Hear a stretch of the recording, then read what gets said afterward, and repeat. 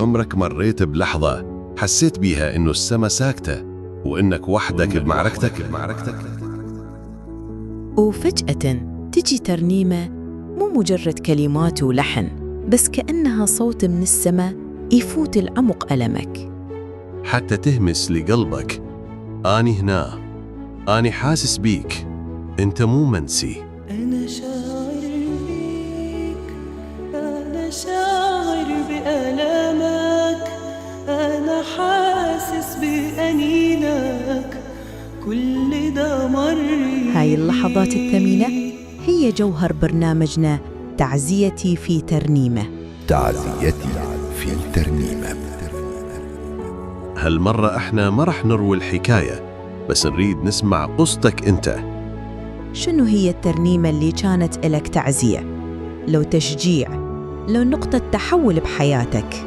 هسبح ما دمت أنا حي، هرنم طول ما أنا موجود. شاركنا بقصتك وكون أنت ضيفنا بالحلقة من برنامجنا تعزيتي في ترنيمة.